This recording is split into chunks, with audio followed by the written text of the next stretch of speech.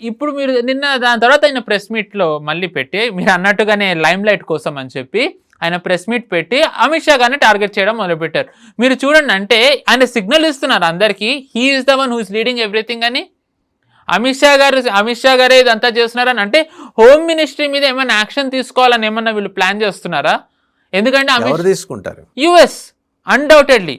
ఎందుకంటే మనం ఆల్రెడీ దీని గురించి ఈ ప్యాటర్న్, ఈ జంతర్ మంతర్లో ఈ గొడవ మొదలైనప్పటి నుంచి కిందటి వారం మనం 2 సార్లు ఈ ఒక విషయం గురించి మాట్లాడుకున్నాం. యుఎస్ ఇచ్చిన నోటిఫికేషన్ 21న జరగబోయేది వాళ్ళు 17థ్నే ఇచ్చారు.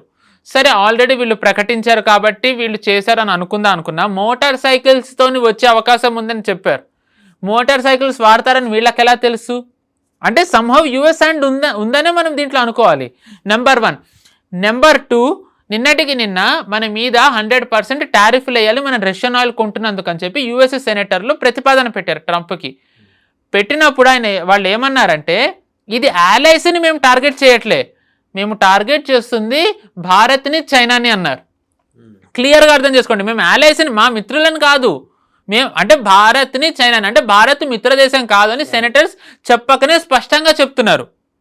3వ అతిపెద్ద అంశం, తిరిగి నేను ఎఫ్సిఆర్ఏ దగ్గరకే వస్తున్నానని అనుకోవచ్చండి, కానీ ఇది ఎంత హిస్టారిక్ బిల్లో ఐ థింక్ ఇది వచ్చిన తర్వాత తెలుస్తుంది.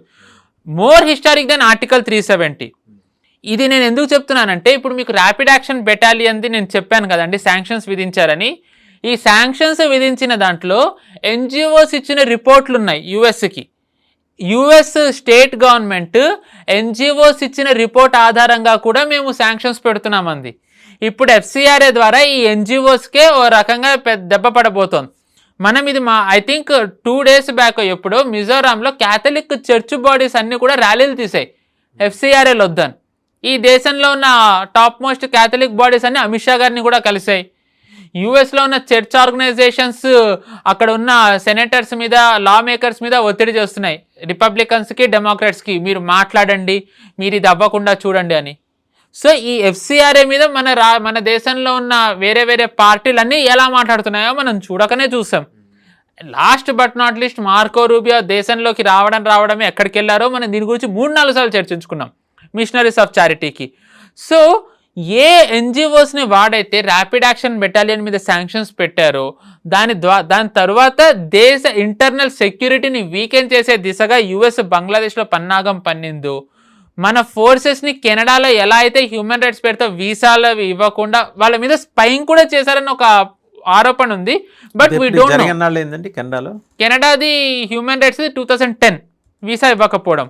బట్ దాని తర్వాత చూపించిన సైటేషన్ ఏంటి, కారణం హ్యూమన్ రైట్ వైలేషన్స్. కెనడాలో కశ్మీర్లో బిఎస్ఎఫ్ వాళ్ళు హ్యూమన్ రైట్ వైలేషన్స్ చేస్తున్నారు లోకల్స్ మీద అని చెప్పి. ఎందుకు అంటే మనకి 2010 ఎంత టర్బులెంట్ పీరియడో తెలిసిందే కాంగ్రెస్ ఉన్నప్పుడు కశ్మీర్లో. సో అట్ దట్ టైం వాళ్ళు మామూలుగా మనం సినిమాలు కూడా చూసాం, Kashmir was never A part of India, forces వదిలేసి వెళ్ళిపోవాలి, ఎక్సెట్రా మనం ఇవన్నీ వింటూనే ఉన్నాం. సో అందులో భాగంగా ఫోర్సెస్ అక్కడ ఉన్నప్పుడు వాళ్ళు ఏం చేశారు, ఫోర్సెస్ని వీకెండ్ చేయడానికి అని చెప్పి ఈ నెరేటివ్ నడపడం మొదలుపెట్టారు. అండ్ ఇప్పుడు కూడా ఇదేమీ కూడా కాంగ్రెస్ ఉన్నప్పుడే పరిమితం అవ్వలేదండి. వన్ వెరీ ఇంపార్టెంట్ థింగ్, మన ఫోర్సెస్ని వీకెండ్ చేయడానికి ఎలా అనుకుంటున్నారంటే, మీకు ఒక ఉదాహరణ చెప్పాలి.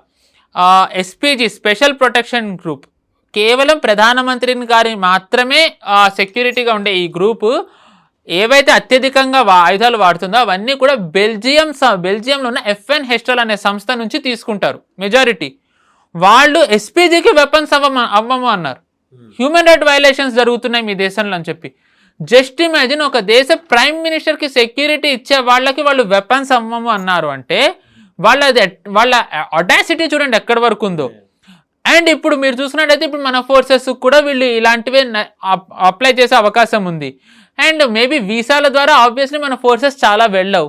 సో మన ఫోర్సెస్ కొన్ని ఫారెన్ వెపన్స్ మీద ఆధారపడతారు, ఎస్పెషల్లీ యుఎస్ కానీ, జర్మనీవి కానీ, ఇప్పుడు ఇలా మాట్లాడిన బెల్జియంది కానీ.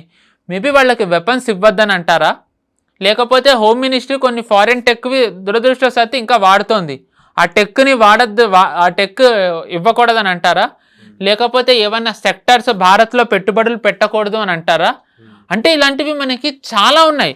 సో బట్టదలకి మోకాలకి మూడేసే కార్యక్రమం 100%. ఎందుకంటేనండి మీరు చూసుకున్నట్టయితే ఈ టైంలో ఏమంటారు పాకిస్తాన్లో పీఓజేకేలో ఎంతగా అట్రాసిటీస్ జరుగుతున్నాయో మనం చూస్తూనే ఉన్నాం. ఒక్క యుఎస్ ఫోర్స్ కానీ ఒక్క ఫారెన్ మీడియా కానీ దీని గురించి మాట్లాడుతుందా? ఒక్కళ్ళు మాట్లాడట్లేదు. కానీ మన గురించి రాసే దాంట్లో యాజ్ ఇఫ్ ఎలా మాట్లాడుతున్నారు అంటే స్టాలిన్ మావో ఉన్నప్పుడు సోవియట్లో చైనాలో ఎలాంటి అట్రాసిటీస్ జరిగాయో అలాంటి అట్రాసిటీస్ చేస్తున్నట్టు వీళ్ళు మాట్లాడుతున్నారు. అండ్ దీనిని ఒక రకంగా ముందరికి తీసుకెళ్తుంది ఎవరు అంటే రాహుల్ గాంధీ, ప్రియాంక గాంధీ అండ్ దాని తర్వాత వేరే విపక్ష పార్టీలు అన్నీ కూడా దీన్ని ముందరికి తీసుకెళ్తున్నాయి. అండ్ రాహుల్ గాంధీ నిన్న మీరు మాట్లాడింది చూసుకుంటే నేను ఇందాక లైటర్ నోట్లో ఏదన్నా సరే పేపర్ లీక్ బిల్లు గురించి ఉన్నప్పుడు పేపర్ లీక్ గురించి కానీ వాళ్ళ బీజేపీ హయాంలో పేపర్ లీక్ జరిగింది, కాంగ్రెస్ హయాంలో జరిగింది, విద్యార్థుల నష్టం. రాహుల్ గాంధీ ఆ మాట్లాడిన స్పీచ్లో ఎక్కడన్నా దాని గురించి మాట్లాడారా? వాటి గురించే లేదు. టార్గెట్ అల్లా అమిత్ షా అమిత్ షా అమిత్ షా అమిత్ షా అమిత్ షా గురించి మాత్రమే. అండ్ ఈయన సిస్టర్ మాట్లాడారు ప్రియాంక గాంధీ. ఆవిడ ఎంత బాగా మాట్లాడారంటే 750 crore స్టూడెంట్స్ దీనివల్ల ఇంపాక్ట్ అయ్యారని అన్నారు. 750 crore స్టూడెంట్స్. జనాభా ఎంతండి? మన దేశ జనాభా 140 కోట్లు. వాళ్ళ పిల్లలు ఎంత చదువుకునే పిల్లలు ఎంత? ఐ థింక్ మేబీ ఎంత హార్డ్లీ దాంట్లో 10% ఉంటుంది. 14-15 కోట్లు. ఎస్. ఈ 750 ప్రపంచం మొత్తం జనాభా అని చెప్పేసింది ఆవిడ. దీని ఆన్సర్ జితేందర్ సింగ్ గారు ఇచ్చారు. మీరు ఎంత జనాభా అయితే అని అంటున్నారో అంత జనాభా భారత్ కాదు కదా, ప్రపంచం జనాభా కూడా ఇంత లేదని. సో అంటే వీళ్ళు నిజంగా ఫేక్ న్యూస్ని ఎంత ఎఫెక్టివ్గా వీళ్ళు రన్ చేస్తున్నారో ఒక్కసారి చూడండి. నేను ఇది ఎందుకు ఇంత క్లియర్గా చెప్తున్నానంటే ఈరోజు సిఆర్పిఎఫ్ అనేది మన దేశంలో ఈ యాంటీ నేషనల్ ఎలిమెంట్స్ ఇక్కడ విజృంభించకుండా ఉండడానికి వాళ్ళు ఒక బ్యారియర్ కింద ఉన్నారు. వాళ్ళు ఒక బ్యారియర్. ఆ బ్యారియర్ని రోజు వీకెండ్ చేసే ప్రయత్నం విపక్షాలు చేస్తున్నాయి. వాళ్ళు చెయ్యని తప్పుకి వాళ్ళని ఈరోజు టార్గెట్ చేస్తున్నారు. ఎంతసేపు వీళ్ళు ఫోర్సెస్ ఇలాగ పెల్లెట్ గన్ వాడారంటారు. 20 రోజులు ఎటువంటి యాక్షన్ తీసుకొని పోలీసులు ర్యాపిడ్ యాక్షన్ ఫోర్సు ఆ రోజే తీసుకోవాల్సి వచ్చిందంటే ఏదో కారణం ఉంటుంది కదండి. 2873 మంది నేర చరిత్ర ఉన్న వాళ్ళని పార్లమెంట్లోకి తెస్తూ ఉంటే ఎలా ఊరుకుంటారండి? ఎలా ఊరుకుంటారు?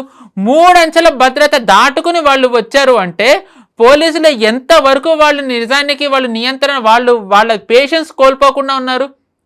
ఎంతసేపు విద్యార్థులు నష్టపోయారు, విద్యార్థులు దెబ్బతగిలాయి అంటారు.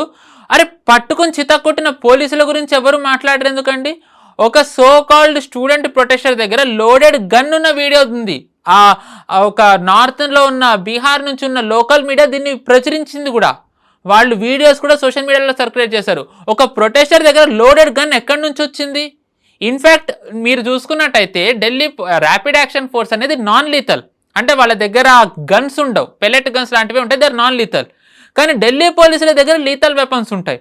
మీరు చూసుకున్నట్టయితే ఆ రోజున పార్లమెంటుకి వీళ్ళు ఏదైతే మార్చ్ చేస్తామన్నారో ఒక్క ఢిల్లీ పోలీస్ దగ్గర కూడా లీథల్ వెపన్ లేదు. మీరు చూసుకున్నట్టయితే వాళ్ళ దగ్గర కేవలం స్టిక్, దాని తర్వాత వాళ్ళు కాపాడుకోవడానికి షీల్డ్, హెల్మెట్ మాత్రమే ఉన్నాయి.